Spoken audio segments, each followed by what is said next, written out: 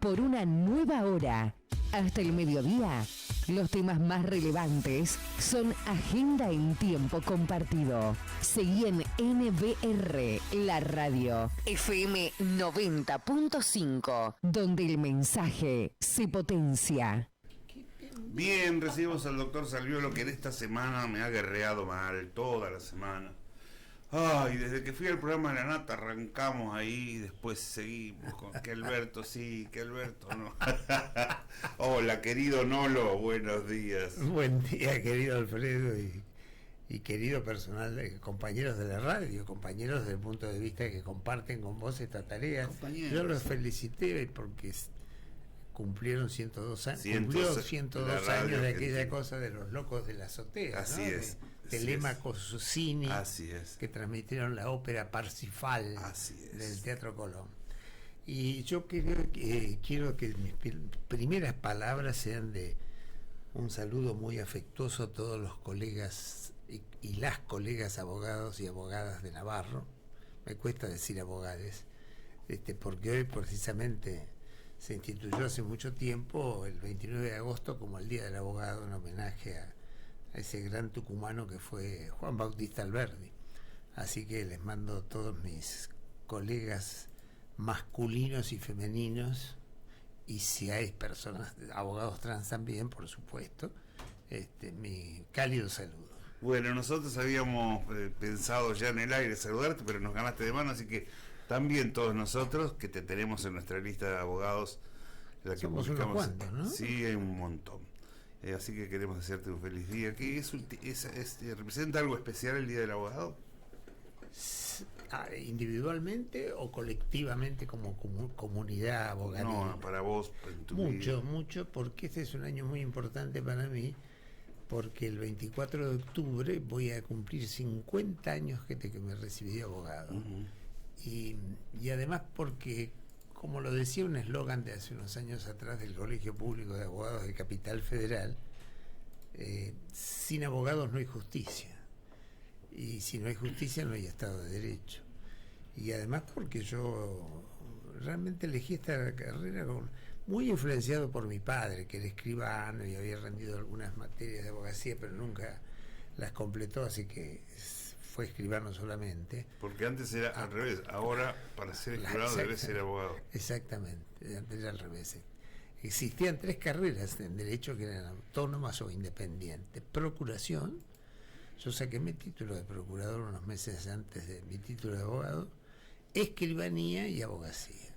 Y entonces yo, para mí, porque más allá de los errores que uno ha cometido en la profesión, cuántas veces y equivocadamente a lo mejor ha privilegiado el interés personal por encima del interés del cliente, y yo lo reconozco, que he cometido ese error, pero también me reconozco como que siempre mantuve la misma línea de defensa de los principios democráticos, populares, progresistas, tanto en mi accionar político como en mi accionar político gremial. Yo fui muchos años presidente de la Comisión de Justicia del Colegio Público de Abogados de Capital Federal, que creo que, si no me equivoco, después de la Orden de Abogados, se llama así en Brasil, somos la institución más grande abogadil de América Latina. Hay más de inscriptos, debe haber hoy en día unos 60.000 abogados en la Capital Federal. No quiere decir que estén todos ahí, porque yo ejercí en Capital y en Provincia de Buenos Aires, y siempre me manejé con esa, y con un espíritu también amplio. Yo he convivido durante la gestión como presidente de la Comisión de Justicia del Colegio Público, y también lo fui de la Asociación de Abogados, y he sido asambleísta con mucha gente que no tenía nada que ver con mi pensamiento político, pero con la cual he compartido momentos muy gratos, y respetándonos. Yo decía fuera del micrófono de mi recuerdo muy respetuoso y afectuoso a un abogado de la derecha muy sólido, abogado penalista, que fue José Licinio, nombres raros si los hay, Celsi, que fue el primer abogado de Carlos Carrascosa, y con quien, a pesar de tener profundas diferencias, nos respetábamos, y yo siempre lo consideré como un derechista, republicano y democrático, aunque no coinciden en muchos de sus planteos. Así que estoy contento con ser abogado. ¿Y es fácil ser de izquierda durante toda la vida? Qué buena pregunta. Yo diría que sí, por lo menos yo soy de centro izquierda. Sí, Pero claro. no me asusta lo de izquierda, puedo asumirlo perfectamente. Por eso siempre digo que yo soy un burgués progresista, porque tengo hábitos burgueses, me gusta vivir como un burgués, no me disfrazo de nada, pero al mismo tiempo comparto el ideario que tiene la centro izquierda en la Argentina o la izquierda. Me siento más cómodo diciendo centro izquierda para no confundirme, por ejemplo, con el movimiento de socialistas de trabajadores o con qué sé yo, que son diputados. voluntaristas, claro, más son testimoniales. Después terminan votando, como hizo Miriam Bregman, la diputada nacional, con la derecha. Bueno, entonces me siento, como decía, más cómodo, pero no es difícil. Lo que creo que lo que afirmo es que hay que mantener siempre una línea de conducta. Uno puede estar en distintas trincheras combatiendo, pero siempre del mismo lado. Es decir, yo he estado en la trinchera, por ejemplo, de la Alianza, que fue la única vez que estuve con el radicalismo, partido que respeto, por supuesto, y también he estado mayoritariamente aliado al peronismo. Fui ministro de Cafiero, y aún antes Hablan de sueldo. Claro, fue el primer ensayo que se lanza en la Argentina en 1963, después lo proscriben, es la fórmula Perón sueldo. Le ofrece, después como obviamente Perón estaba proscripto, surge la Matera sueldo. El gobierno de Onganía lo proscribe, bueno, en la etapa final ya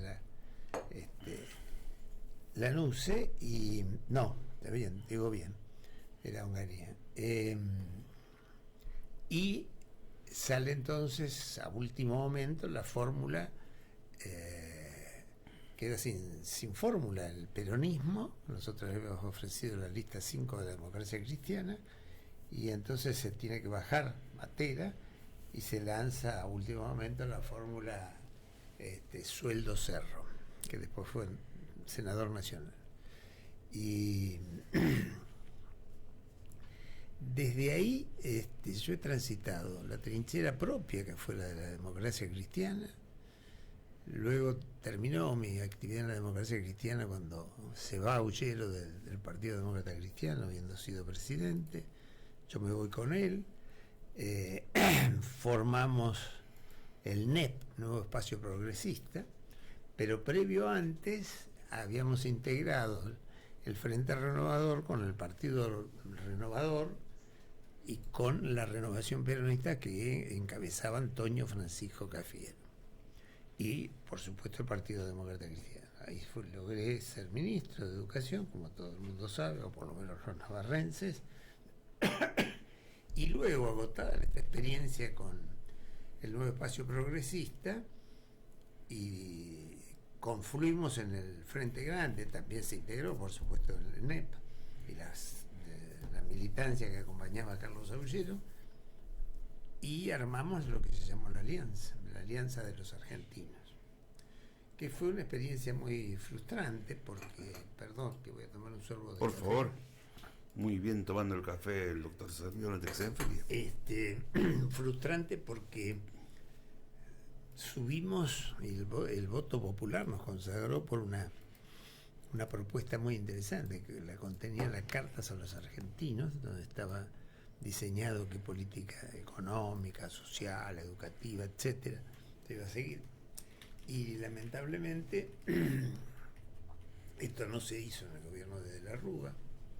Hubo la famosa denuncia de corrupción, La Banelco, que motivó la renuncia de Carlos Chacho Álvarez, y ya ahí, un ministro que era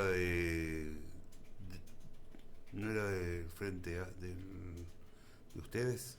Sí, Flamarique. Flamarique. Flamarique era ministro de Trabajo, que fue el que dijo cómo van a y a los senadores los arreglos van a Banelco.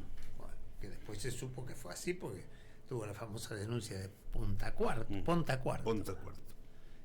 que terminó en otro fiasco, no porque la denuncia no haya sido seria, sino el fiasco fue el fallo judicial. Y esa fue una experiencia que compartimos con la Unión Cívica Radical, y después seguí siempre y sigo en el Frente Grande y próximo a los sectores más renovadores del peronismo. Por eso me defino como un kirchnerista crítico. Yo tengo críticas, no soy incondicional. Lo dije cuando asumí mi banca como concejal. Incondicional solamente de Dios y de mi familia, lo cual me significó dos reprimendas muy divertidas.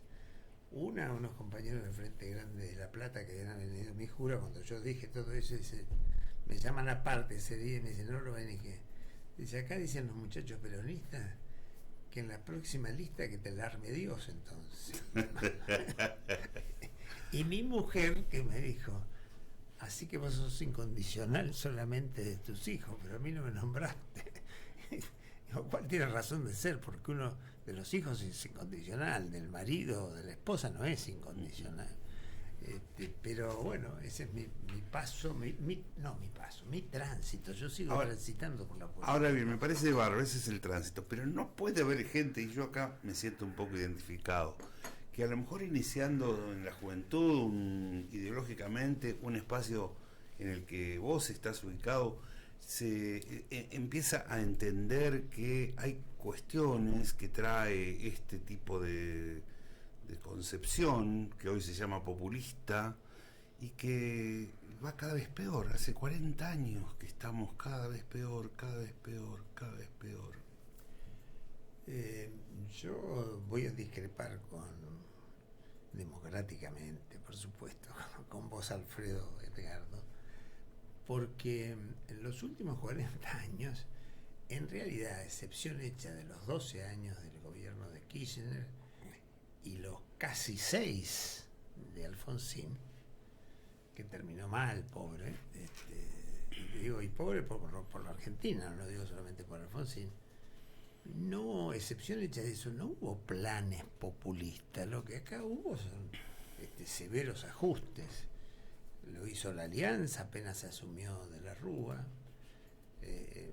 Lo continuó de alguna manera, pero atenuadamente, Duhalde. Pero antes tuvimos 2 mandatos, 10 años de menemismo, que no tuvo absolutamente nada de populista. Privatizó todo. Perdimos la soberanía energética, privatizó gas del Estado, YPF felizmente después recuperada en el 2010, o por lo menos el 51% de su paquete accionario. Pero no combatió el déficit fiscal, que fue la clave del fracaso. No, la clave del fracaso fue el enorme cantidad de desocupados. Él hace una reunión muy importante, me acuerdo, en el Teatro Cervantes, y dice, voy a pulverizar el desempleo. No pulverizó nada. Endeudó a la Argentina plan Brady mediante. Lo llevó de ministro de Economía, y lo tuvo 6 años o algo más, a Domingo Felipe Cavallo, que de populista no tiene nada. No, y venía de Bugirborn. Roy, quien lo sucedió, Rapanelli, y entonces, ¿dónde está el populismo? No hubo populismo en la Argentina. Populista, y además, ¿qué significa ser populista? ¿Que es un desmedro de la calidad de ciudadano? No, para mí no lo es. Sí, tampoco lo es ser, qué sé yo, del PRO, pero bueno, a las pruebas me remito. Si vos ves que es un gobierno ajustador, que el Estado restringe su oferta de bienes y servicios a la comunidad. Pero no tiene, el problema es que no tiene. Pero vos tenés que, como decía Ullero, hacer el barco y navegar al mismo tiempo. Tenés que ir construyendo, o mejor dicho, creciendo y distribuyendo. No existe un punto ideal Yo te lo puedo demostrar con ejemplos cercanos, qué sé yo, Brasil, Uruguay, no hay una especie de kilómetro cero de decir, bueno, ahora que crecimos muchísimo, ahora vamos a empezar a distribuir. Bueno, pero con la foto de hoy, ¿cómo empezamos a revertir esta situación? Como se está intentando hacerlo en algunos casos. Estamos en una situación compleja. ¿Cuál es el origen de esta situación compleja? No me va a decir que la deuda de Macri. No, la deuda de Macri lo que hizo fue ponernos un cepo o un nudo en el cuello, que lo tenemos puesto hasta el día que terminemos de pagar. ¿Por qué digo esto? Porque en el año 2005, Néstor Carlos Kirchner con 10.000 millones de dólares canceló la deuda externa que teníamos con el fondo. Y a partir de ahí, la Argentina pudo, bien o mal, eso lo podemos discutir también, elaboró un programa económico propio. Generó deuda interna. Generó deuda interna que fue satisfecho con crecimiento y una política de distribución hacia los sectores más necesitados. Vos trasladás, Alfredo, cuánto era el salario mínimo vital y móvil para un trabajador soltero sin cargas de familia por 8 horas en dólares, cuánto era durante los gobiernos kirchneristas y en cuánto es hoy y cuánto fue con Macri. Bueno, hoy estamos en los niveles más bajos, ¿no? ¿Cómo? Hoy estamos en los niveles más bajos. Por eso digo, salario argentino estuvo entre 600 y 800 dólares para un trabajador soltero, jornada simple de 8 horas, sin cargas de familia. Bueno, entonces, esto no y además el otro problema que ningún gobierno ha podido, o no ha podido, no ha sabido, ha sido cómo crecer sin inflación. Porque la inflación no es buena. Yo prefiero tener un poco de inflación y que la gente consuma porque eso genera más ingresos para el Estado, que tener cero inflación, que los que consumimos, me incluyo en esa franja, sigamos consumiendo, pero los que están atrás de las filas posteriores no tengan esa posibilidad. Entonces, como en el tiempo de Menem. Como en el tiempo de Menem, que era un tiempo clásico del DM2, donde era más importante y más caro, mejor dicho, era más importante veranear en Miami, para muchos por una cuestión de costo, y para otros porque era más caretero ir a veranear. Pero los costos internos nuestros eran tan caros que salía más caro irse a Mar del Plata o algún balneario un poco más exclusivo, qué sé yo, Pinamar, por citar un ejemplo, que irse a Miami. Y todo eso eran dólares que se iban como se fueron acá. Los 45.000 millones de dólares, yo te preguntara, invirtiéramos y vos fueras el entrevistado, ¿en qué se gastaron los 45.000 millones? No lo sé. Yo te puedo decir en qué se gastaron fundamentalmente. En prohijar o alentar la fuga de capital, es decir, las empresas venían, compraban, se hacían de dólares, se posicionaban en dólares, los aguantaban, después... ¿Está en la justicia? ¿Cómo? Está en la justicia, hizo la denuncia el presidente Fernández, porque además la deuda externa, que esta sobre todo de 45.000 millones de dólares, que fue contraída solamente por el Ejecutivo, no hubo una autorización del Congreso, como dice la Constitución en su artículo 75, que para endeudarse hay que pedir la autorización del Congreso de la Nación Argentina. No se hizo eso. Bueno, entonces, a ver, con esto, si hay una denuncia, podríamos dejar que la justicia actúe ahí. Sí, y está actuando. Bien. Lentamente, como es la justicia argentina. ¿Cómo es la justicia? Bueno. No, como es la justicia argentina, en otro lado no es así. Bien. Y entonces, con este país, ¿qué hacemos hoy? ¿Cómo empezamos a salir? ¿Estamos en una situación compleja? Bueno, yo creo que la situación es compleja, por supuesto. Yo creo que lo que se está haciendo en cuanto al mismo tiempo que se actualizan las tarifas de los servicios públicos, pero no salvajemente como lo hizo Macri a través de su ministro, el ex presidente de la Aranguren. Juan José Aranguren. Pero hoy escuché que quien consuma más de 400 kilos va a triplicar el costo de... No lo va a triplicar. Está explicado también muy bien por el ENRE, el Ente Nacional de Regulación de Energía. Quienes vamos a pagar la tarifa plena somos los que estamos fuera del esquema de subsidio, porque tenemos ingresos como para estarlo. El resto no. Se discute si 400 kilowatts es una cifra tan abarcativa o no. Está bien, es una cuestión de implementación de la medida. Pero sí es satisfactorio que el Poder Ejecutivo, a través de los órganos de regulación, llámese Enargas, ENRE, los órganos reguladores de autopistas, de toda la actividad que fue en algún momento estatal y fue privatizada, controlen de que las prestadoras de los servicios públicos, fundamentalmente gas, agua y electricidad, hacen las inversiones prometidas. Porque, a ver, ¿qué hizo Edenor, Edesur, Camusi? Acá históricamente decimos que esos entes no funcionan. No funcionaron porque los que integraban los directorios eran ex funcionarios de las empresas privatizadas.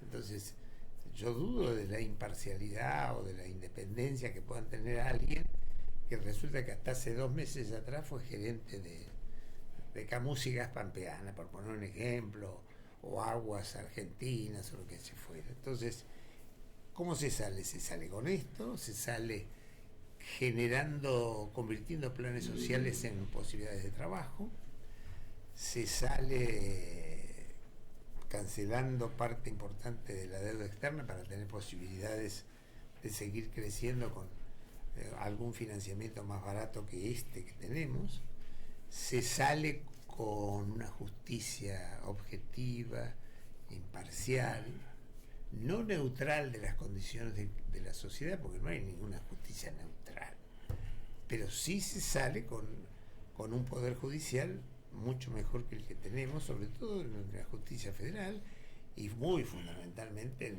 la Corte Suprema de Justicia de la Nación, que no puede ser que 4 jueces, en las manos de 4 jueces estén la vida y los bienes de todos los argentinos y argentinas.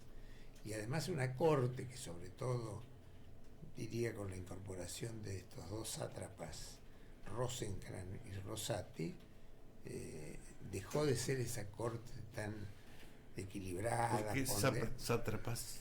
Sátrapas porque, pese a ser abogados, aceptaron ser introducidos en la Corte Suprema de Justicia de la Nación por un procedimiento arbitrario y no constitucional que fue nombrado por decreto en comisión hasta tanto el Senado.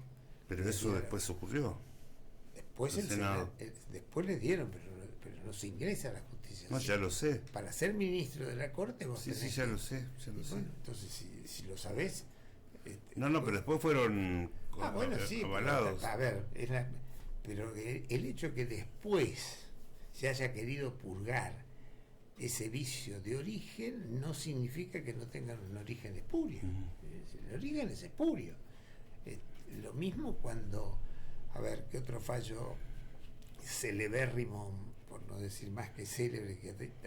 Esta corte no continuó, mejor dicho, la corte que fue la que se formó allá por el 2003, después que cayó la Corte de los Milagros o de la mayoría automática menemista, que incluyó juezas como Carmen Argibay, como Elena Hayton de Nolasco en su etapa 1, después tuvo una etapa 2, que no la comparto, como fue Petracchi, un gran ministro de la Corte, como lo fue con sus más y con sus menos Carlos Sergio Fait.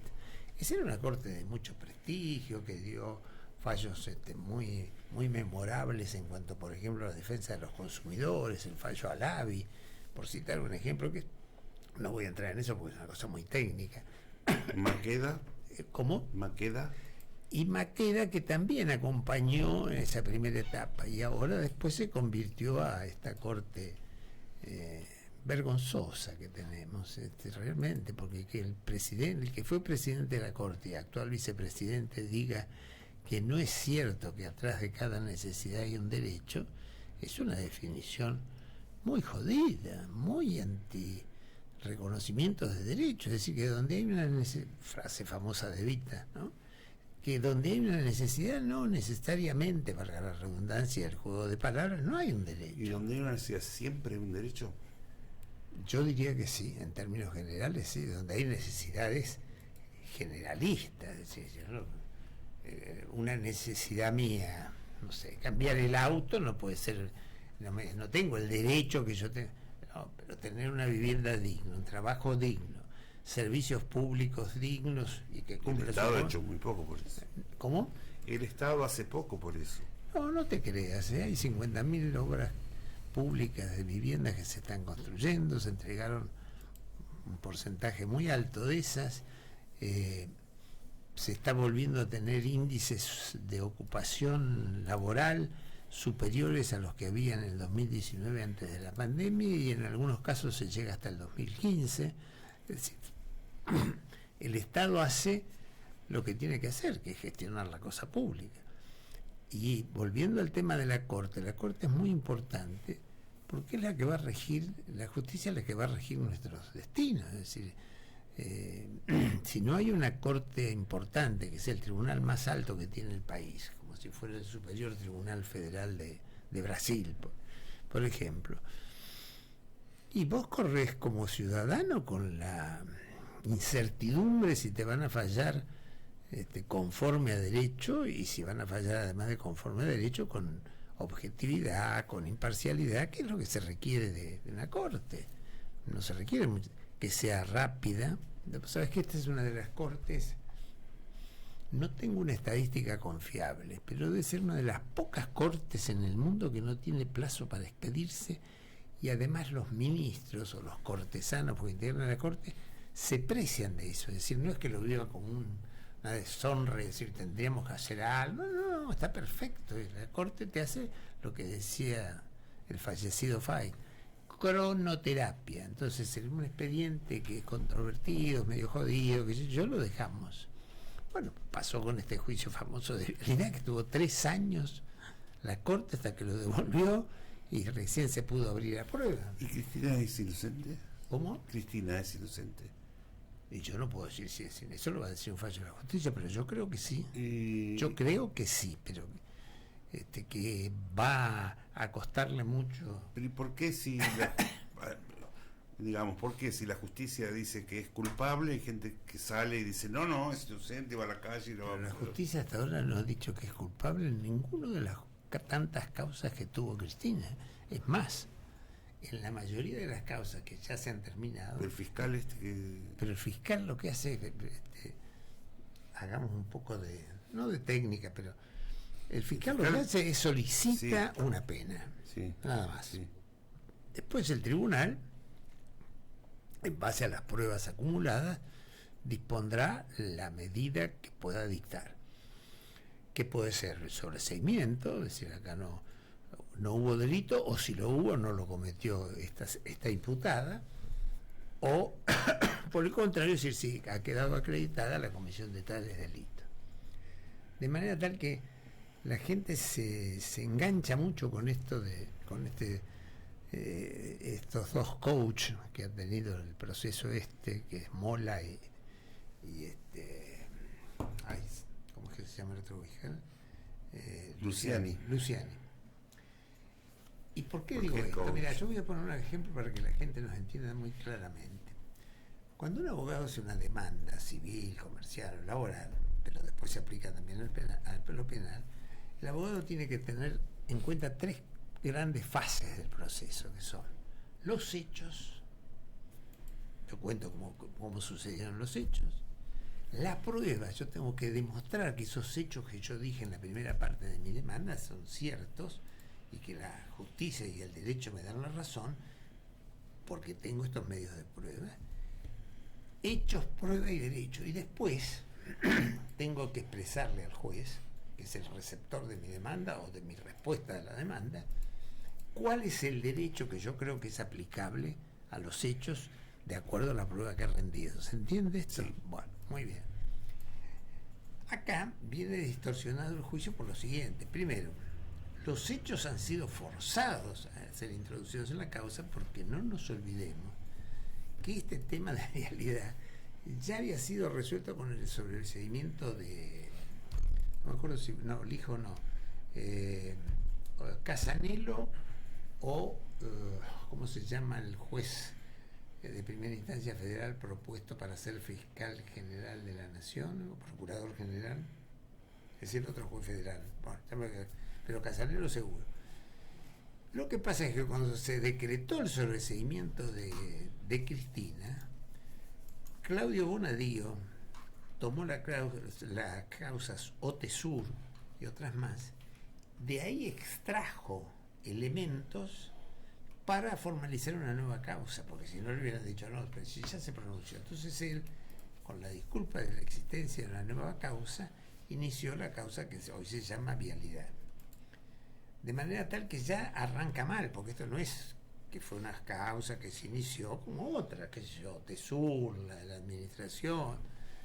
No, no te olvides, y no se olvide lo que nos escuchan, que Bonadío fue tan arbitrario, por no decir hijo de puta, porque está muerto y entonces me parece muy fuerte condenar con un epíteto así a una persona, que citó en un mismo día 8 indagatorias Cristina Fernández de Kirchner, y a las 8 indagatorias compareció.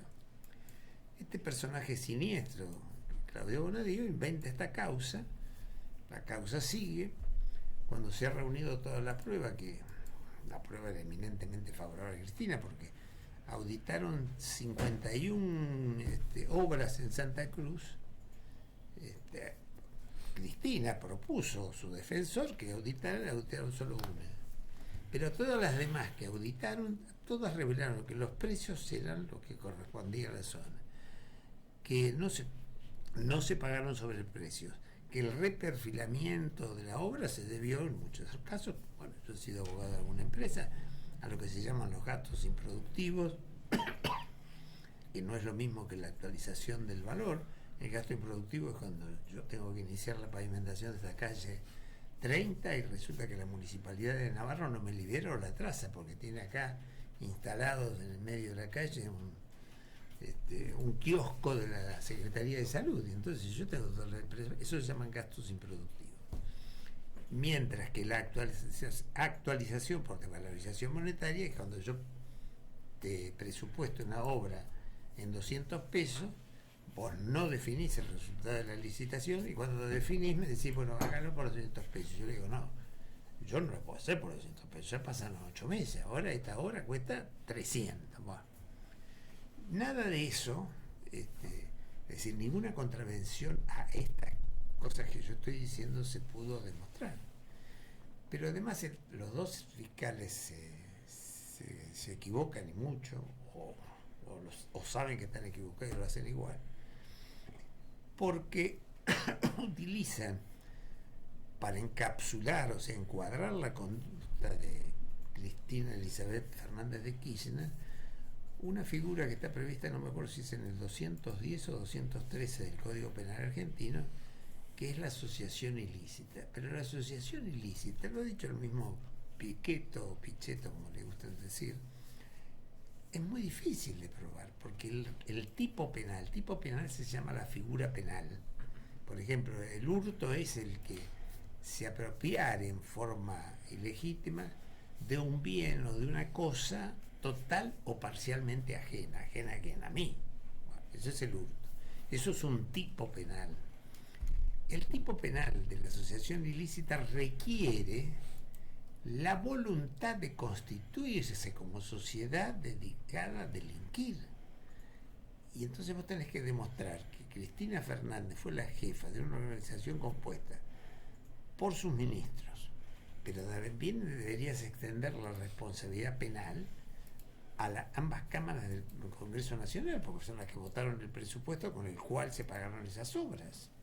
Entonces es un disparate de donde se lo mire. Pero no conforme con ese disparate de la calificación legal, no hay pruebas para demostrar siquiera la comisión de delitos. Hagamos abstracción de la asociación ilícita. Tomamos que dijeran, bueno, pero no es asociación, pero es una defraudación. Bueno, macanudo. Ahora, ¿cómo puede ser que haya defraudación de una empresa? Porque ganó y todas las empresas consultadas, la Cámara Argentina de Conducción, dice, bueno, siempre pasa esto. Dice, yo tengo mi empresa en Bahía Blanca y tengo que presentarme en la licitación la quebrada de Humahuaca está en mejores condiciones una empresa jujeña que yo, porque yo tengo un traslado de personas, pero esto es lo mismo que pasaba con Baez, sobre el cual no hablo de su culpabilidad o no, eso es otro tema. Entonces, todos estos hechos, esas 3 toneladas de pruebas, ¿dónde están las 3 toneladas de pruebas que dice el fiscal Luciani que tiene, o que tenía, porque ya las demostró que no las tiene? Y lo mismo en el caso Mola, porque si no, además, fíjate, el grado de arbitrariedad de este Tribunal Oral Federal, el número 2. ¿Y eso no se puede neutralizar desde ¿Cómo? la justicia misma? ¿No se puede qué? Neutralizar desde la justicia misma, si es así. Y yo espero que ahora comienzan el 5 de septiembre, que creo que es el lunes que viene, la semana que viene, los alegatos de las defensas. Y yo creo que tanto la defensa de Cristina Kirchner como las de otros imputados van a ser lo suficientemente consistente para decir, mire, esto no es una prueba. Usted imaginó que esto era una prueba, pero no es una prueba. ¿Y qué hace el tribunal? Fíjate vos si hay imparcialidad o parcialidad.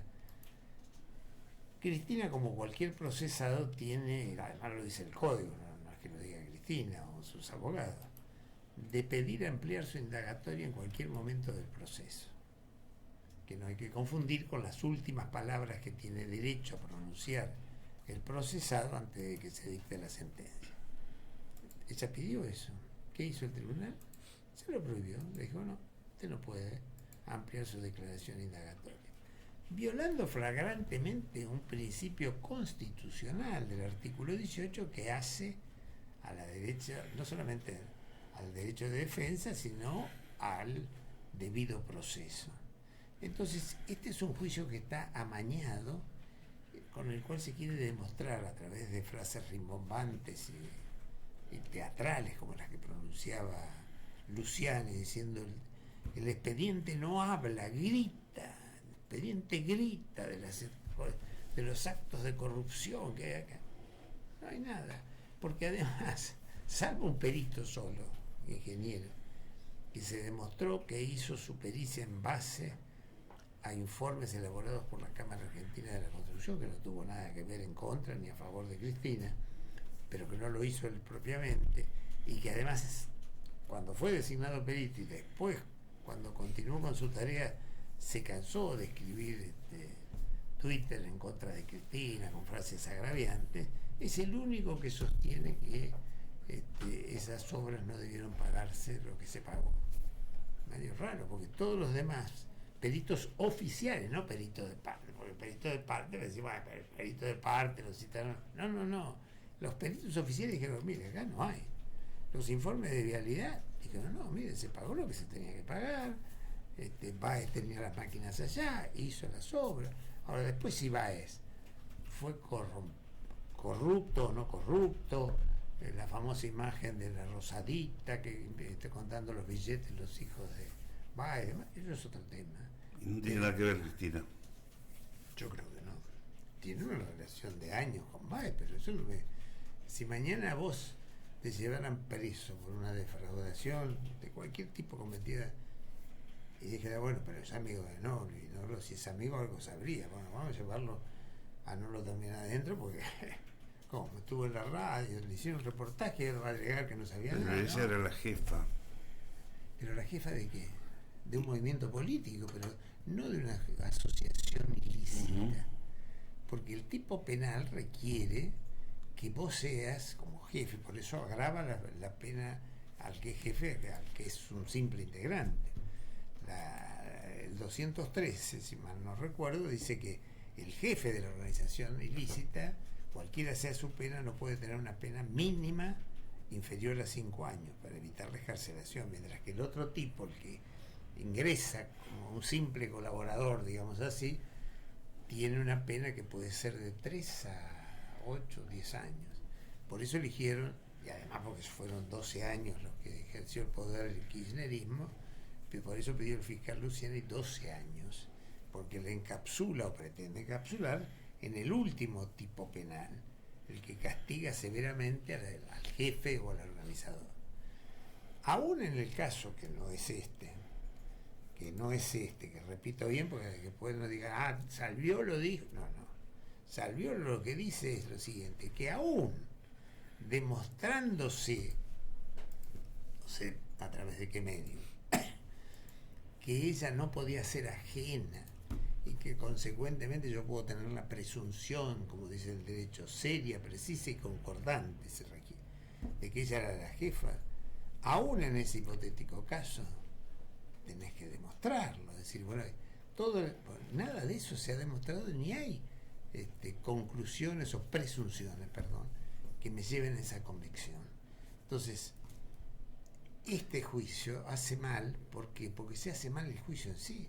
Por ejemplo, en el juicio de López, que ya cumplió su condena, 7 años, que tiró los bolsos, bueno, todos lo saben, no se siguió con la trazabilidad de dónde venía el dinero, solamente se pudo verificar que $3.200.000 fueron al Banco Finansur, que después se disolvió, cuya presidencia era del tesorero de la comisión directiva de Boca que encabezaba Angelici, y también este señor, cuyo apellido no recuerdo en este momento, era no solamente afiliado, sino contribuyente y militante del PRO. Entonces, ¿por qué digo que esto está mal? Y porque sería muy distinto que se demostrara cabalmente, decir, mira, Cristina cobró esto, lo hizo de tal manera, el dinero fue así, lo de López se aclararon esos 3.200.000 porque lo único que contestó el FBI, pero el resto no. Entonces, nada de eso ocurre. Y por ejemplo, una grave falencia de la justicia argentina fue el caso Pontacuarto. Pontacuarto pudo denunciarlo con lujo de detalles, no la denuncia, que serían los hechos, sino la prueba, y después vino el derecho. ¿Y en qué quedó?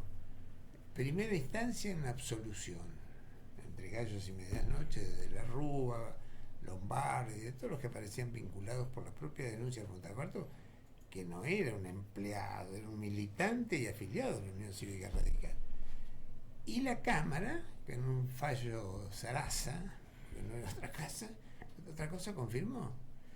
Después Pontacuarto entró en un proceso depresivo, porque se perdió la familia, se separó de la mujer, un pobre rata, porque no tenía un peso, no se quedó con nada de todo eso. Y él, que creyó que contribuía a que la justicia argentina dijera, mira, vamos a poner blanco sobre negro, Fran Marí que hizo esto, por esto y por eso, no hizo nada.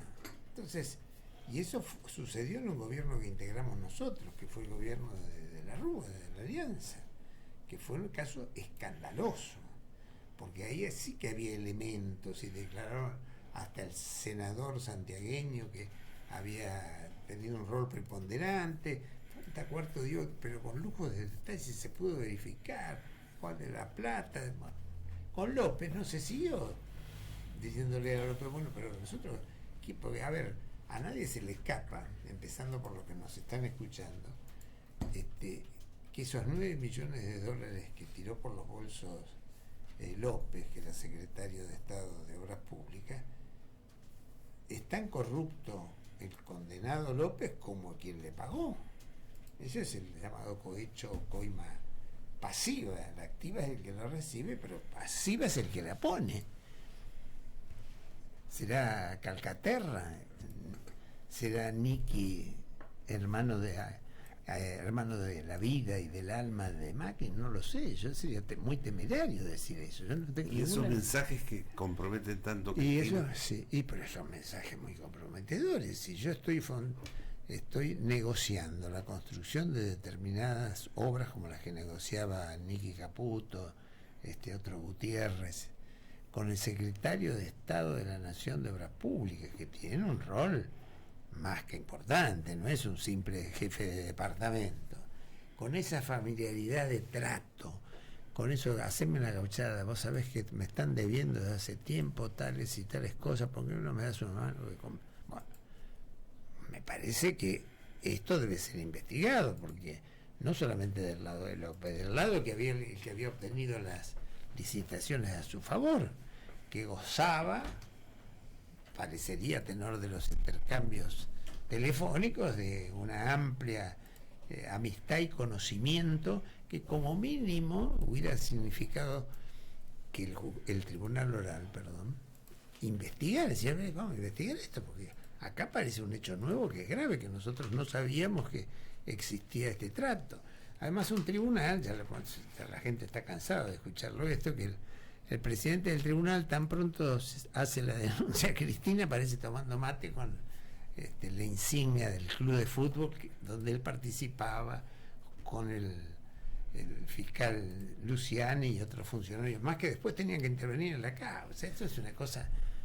A ver, yo cuando ejercía mi profesión hasta que me jubilé en la provincia de Buenos Aires tenía muchos juicios laborales y de la obra social del personal mosaísta que tenía que iniciar por razones de jurisdicción, o sea, del territorio, en el Departamento Judicial de San Martín, donde, casualmente, María Inés Patrici, mi cónyuge, en aquel momento y también ahora, era jueza en el Tribunal de Trabajo número 5. ¿Qué hacía yo?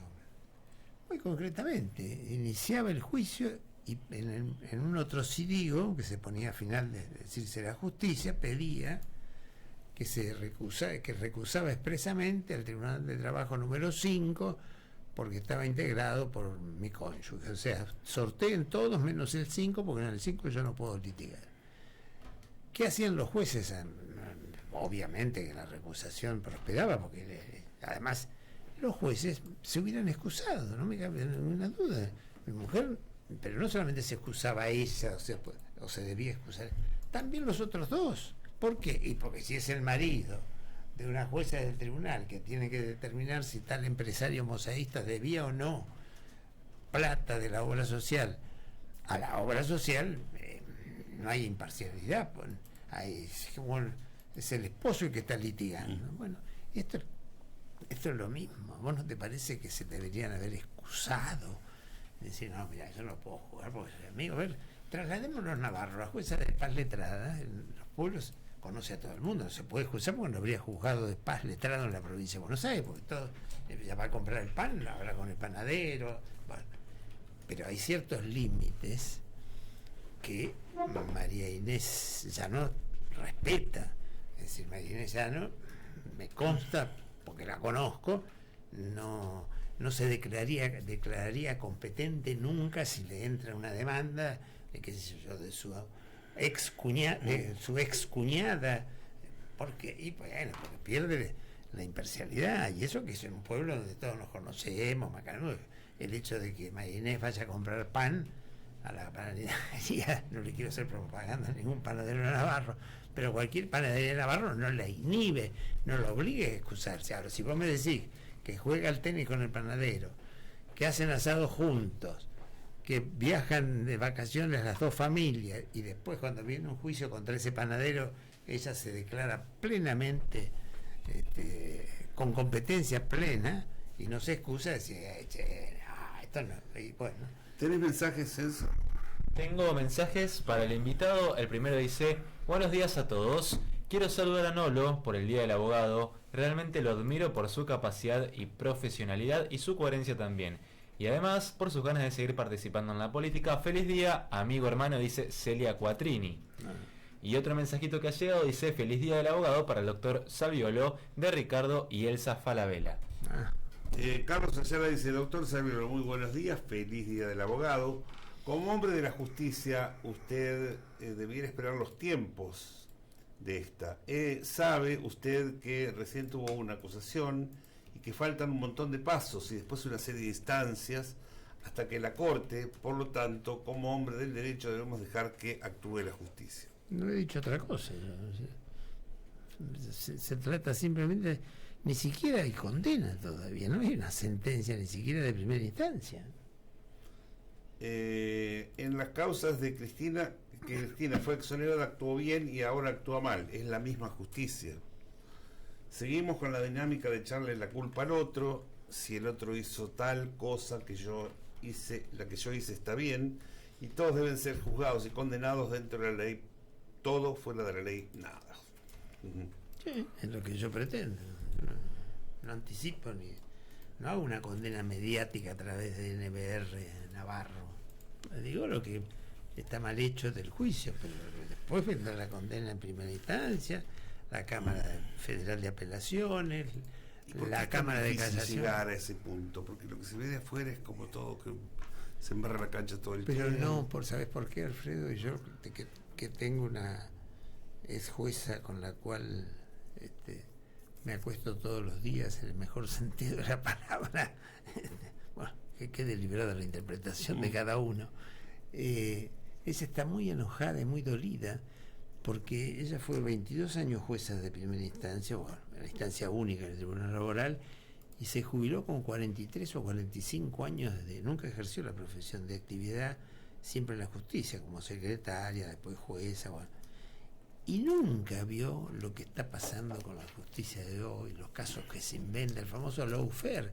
El primero que habló del lawfare condenándolo fue el Papa Francisco en una conferencia iberoamericana de todos los jueces y de todos los magistrados y funcionarios judiciales de América Latina, que es el inventar una noticia y darla a conocer sabiendo que es falsa. Bueno, entonces, ¿por qué pasa esto? Porque la justicia antes no tenía estos niveles de corrupción en el sentido, no de la cometa, de corrupción en el sentido, me remito a la causa de Cristina, de lo que inventa Luciani, con el expediente Grita, 3 toneladas, 3.000 kilos de pruebas. Esto no existía antes, era impensable que hubiera existido. No, hace 20 años atrás, o 20 y pico, o sea, una corte de los milagros como de la que tenía Menem, era impensable, solamente en una dictadura uno podía pensar que había una corte tan mamarrachesca, o un juez de primera instancia como Bonadío, que inventaba las causas, y me hago cargo de lo que estoy diciendo. Y además, ¿a vos te parece que un juez puede citar, por más que habilite las horas inhábiles, que son las que van de la 1:30 de la tarde en adelante, 8 veces el mismo día, 8 indagatorias en una misma persona? Eso es un encarnizamiento no mediático.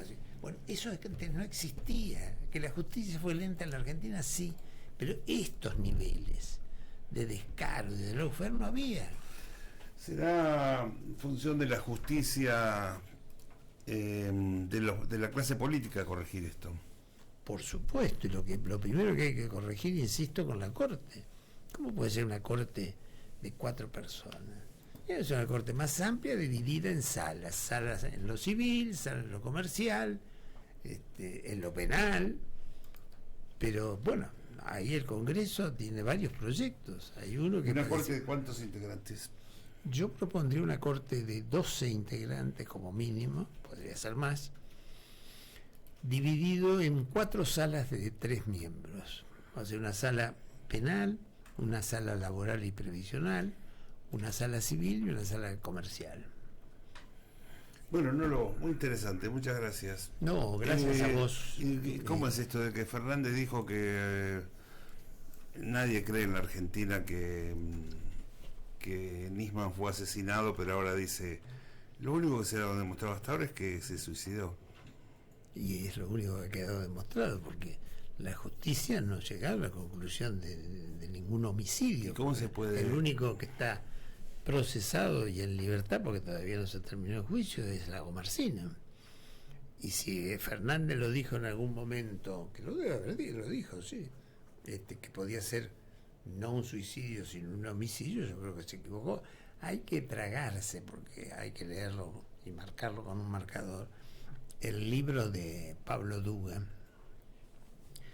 donde desmenuza toda la causa, ese mamarracho que hizo este perito de gendarmería, que fue el único que dijo que Nisman había sido asesinado y no suicidado, como dijeron todos los otros peritos. Era el gobierno, ya terminaba el gobierno de Cristina misma se equivocó. La primera manifestación de Cristina, cuando en un acto de barbarie, porque eso no se hace, expresar condolencias por un Twitter, eso está mal. Ella expresa las condolencias y dice, abre la puerta del homicidio. Yo tengo mi propia teoría, se la dije a mi mujer. Estábamos en Mar del Plata en ese mes de enero. Yo me levanto, no escuché la radio, pero sí lo escuchó María Inés, y me dice, gordo, dice, se murió Nisman. ¿Cómo? Sí, lo encontraron muerto. Digo, ¿sabés qué pasó? Estoy seguro de eso. Nisman se suicidó porque sabía que lo que había armado no tenía destino. Y yo creo que fue así, pero ¿por qué lo creo? ¿Por una convicción? ¿Porque vino el Espíritu Santo y me iluminó? No, porque él se dio cuenta cuando terminó de armar ese fin de semana la acusación que llevaba a la Cámara de Diputados, no era todavía, pero él la había hecho ya ante la justicia y los diputados le pedían. Se dio cuenta que no podía probar nada y que lo que iba a pasar se le iba a volver en contra, porque iba a tomar conocimiento la sociedad argentina que había gastado plata de los caudales públicos para irse a veranear a Cancún, a Acapulco, con minas, que lo podía hacer perfectamente, pero no con la plata pública. Pues. Y no había avanzado absolutamente nada en esa fiscalía. ¿Cómo enfrentás a la opinión pública que te digan, pero usted no hizo nada? Usted se gastó la plata de la fiscalía en esto. Él sabía que eso se le venía encima, porque cuando pidió algún grado de protección a Patricia Bullrich y a la ínclita titular de la Oficina de Anticorrupción, la loca de Alonso, al cual le modificaron la ley porque ella no es abogada, para que pudiera quedar a cargo de la Fiscalía de Investigaciones Administrativas, le dijo, no, vos tenés que defenderte como puedas, pero pensá que va a ser una sesión que de la comisión, no era el plenario, muy difícil, dice, porque te van a atacar de todos lados. Y más dijo, yo no puedo soportar esto, se pegó un tiro. Y después que leí el libro de Dugan, no me cabe ninguna duda. Bueno, gracias, no tengo más. Muchísimas gracias, como siempre, a vos placer. Y a toda la gente que te acompaña tan cariñosamente. ¿Y puedo hacerte una pregunta? Claro. ¿Por qué aceptaste la invitación de ir a verlo, de asistir a la función teatral disfrazada teatral con matices de comicidad que este gran ex comunicador de Jorge Lanata tiene por Canal 13? Bueno, no, la elección personal yo no la cuestiono, yo no soy quien para cuestionarme, sino no me cierra el conocimiento que yo tengo de Alfredo Edgardo Martínez, su trayectoria social, institucional, su parada de manos delante de Rico, bueno, todo lo que hizo Alfredo Martínez en todos estos años, con asistir, porque yo podría haber interpretado y aceptado, no es que no lo acepte, digamos, haber interpretado bien que vos hubieras sido una entrevista con algún representante de los medios, pero consistente, que uno podría estar de acuerdo o no de acuerdo con él, pero que no inventa, que no dice la barbaridad. Pero con Lanata, a quien ha vituperado el periodismo, quiero que la gente se acuerde que fue el director de crítica de la Argentina, experimento fugaz, él se rajó y dejó todos los trabajadores de prensa en la calle, que lo putearon hasta en arameo, aprendieron el arameo porque le faltaba algún idioma para poder putearlo a ese gordo hijo de puta, y lo digo y me hago cargo. En realidad no es hijo de puta, él es sorete. ¿Por qué? Porque los hijos de puta los paren y a los soretes los cagan, y él es sorete, tipo que era el abanderado del periodismo de denuncia de la Argentina, cuando tenía su programa, ¿te acordás? Los domingos, ese famoso programa donde desplegó una cartulina enorme llena de flechas que salían del grupo Clarín, y él apostrofaba y decía, esto es para que vos te enteres cómo te llegan las noticias a vos, mirá lo que hace Clarín. Eso que se convirtió en el artista, porque es un artista, estrella de Clarín, de TN, de los medios hegemónicos. Y la verdad que lo charlé con un amigo íntimo tuyo, que también es un amigo mío, pero no tan íntimo como con vos, que es Raúl Lambert, y a los dos nos llamó la atención porque no encaja la figura paradigmática. Fíjate lo que te estoy diciendo, y no lo dicta mi afecto, sino mi intelectualidad. Una figura paradigmática de la comunicación en Navarro, como es Alfredo Martínez, estando en una tribuna con este gordo hijo de puta. Bueno, a mí me invitaron a participar del programa independientemente de la opinión que yo tuviera, y me gustó la idea, me pareció una experiencia interesante. Pero yo tengo un concepto bastante diferente al tuyo respecto de la trayectoria de la Nata. Sí sé que no ha estado siempre en el mismo lugar, que ha modificado cosas, pero ha modificado actitudes, pero realmente creo que él, como yo estoy seguro, como yo estoy convencido, que no tengo pruebas de que Cristina es culpable, y yo estoy seguro que la Nata hizo un gran trabajo para que se llegue a esto. Bueno, está bien, en eso yo no puedo meterme porque no creo que sea así, pero es tu convicción y Sí. yo la íntima convicción de alguien es muy difícil entrar o penetrar. Lo que uno sí puede hacer es decir, bueno, esta íntima convicción está alimentada por hechos demostrados o demostrables, y entonces ahí decir, bueno, yo tengo esta íntima convicción, pero también debo decir que no hay hechos que me demuestren que alimenten mi íntima convicción, y seguiré yo por gusto, por afecto o por lo que sea, con esa íntima convicción y nada más. Sergio Moro condena a Lula, pese a que había diálogos hasta histriónicos cuando el tribunal le decía, pero usted es dueño, no soy dueño. ¿Y por qué pintó el departamento? No lo pinté porque yo no soy dueño. Bueno, una cosa histriónica, porque había risa. Entonces, como no tenía prueba, Moro dice, lo condena, ¿por qué? Por mis íntimas convicciones. Ah, la pucha, volvimos a la monarquía. ¿Cómo un juez va a condenar a alguien? Yo no soy quien para por condenar a alguien por mis íntimas convicciones. Y No, pero yo no te estoy condenando a vos, por eso. Espero que la justicia se expida, porque tengo la íntima convicción de que Cristina es culpable.